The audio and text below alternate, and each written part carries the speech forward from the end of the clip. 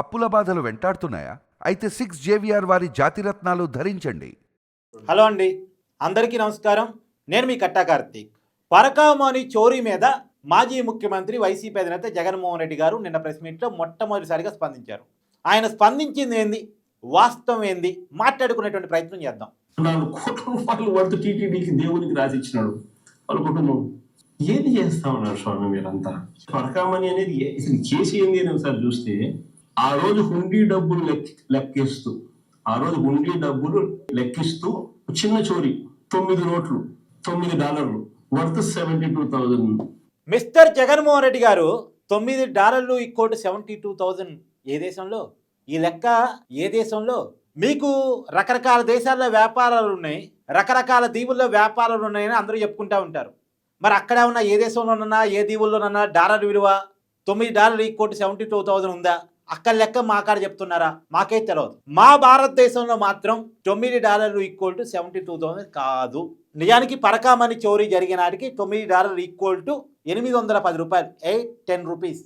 అయితే జగన్మోహన్ రెడ్డి గారు చెప్పాల్సింది ఏంటంటే 9 నోట్లు, ఒక్కొక్క నోటు $100తో సమానం. దొంగతనం జరిగింది $900. $900 వాల్యూ అంటే 72,000. ఇదా చెప్పాలి. ఇదా చెప్పాల్సిన దాన్ని 9 నోటు $9 అన్నారు. కాదు, ఒక్కొక్క నోటు వాల్యూ $100.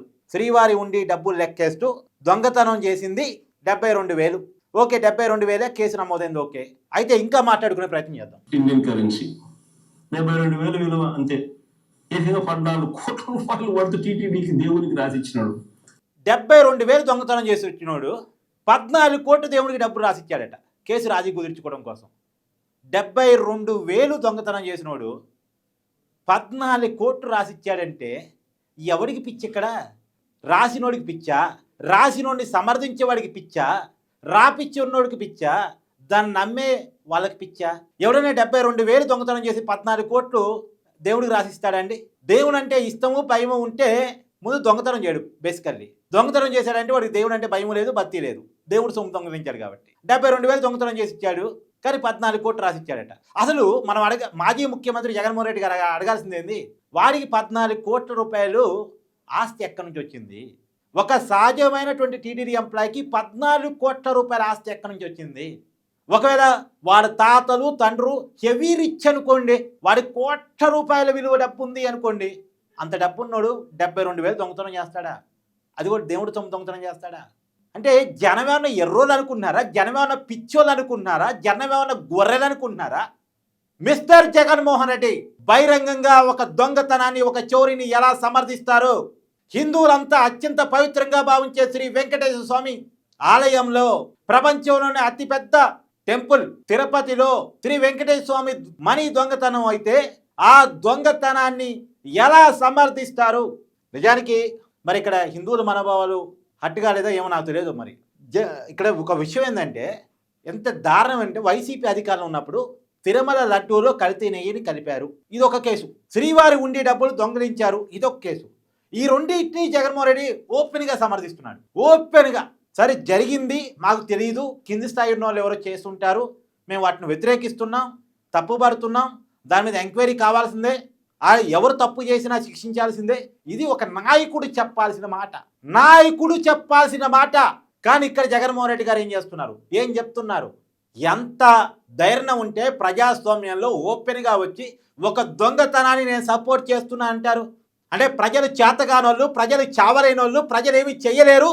నేను 2011లోనే 42,000 కోట్ల రూపాయల ఆస్తి సంపాదించుకున్నోని, నా మీద అన్ని కేసులు ఉన్నాయి, అప్పుడు నన్నేం చేయగలిగారు, నన్నేం చేస్తారు అనే బలుపుతో వచ్చినటువంటి మాటలు ఇవన్నీ.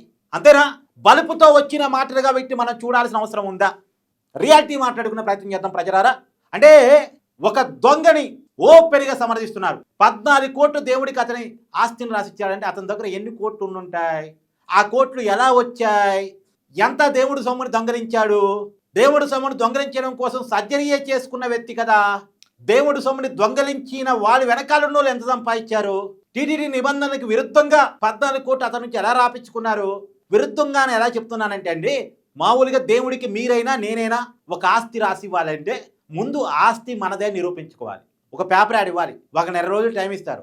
ఆ నెల రోజుల్లో ఎవరు కూడా అభ్యంతరం వ్యక్తం చేయకపోతే అవునండి అతనే ఆస్తే అనే ఒక నిర్ధారణ వచ్చిన తర్వాత అంటే నేను ఒక ఆస్తిని దేవుడికి రాసి ఇవ్వాలంటే అది నా ఆస్తి అని నేను నిరూపించుకోవాలి.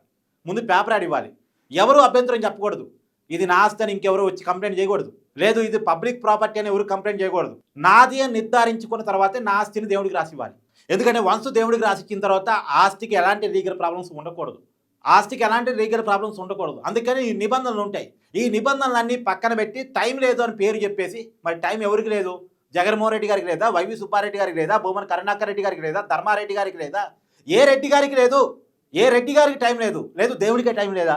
తెలియదుగా నిబంధనలన్నీ పక్కన పెట్టి 14 కోట్ల రూపాయల దేవుడి పేరుతో ఆస్తి రాపిచ్చేసి ఆ కేసును రాజీ కుదిర్చారు లోక్ అదాలత్లో. దాని మీద హైకోర్టు సీరియస్ అయింది. అసలు మీరెవరు రాజీ కుదిరించడానికి అని.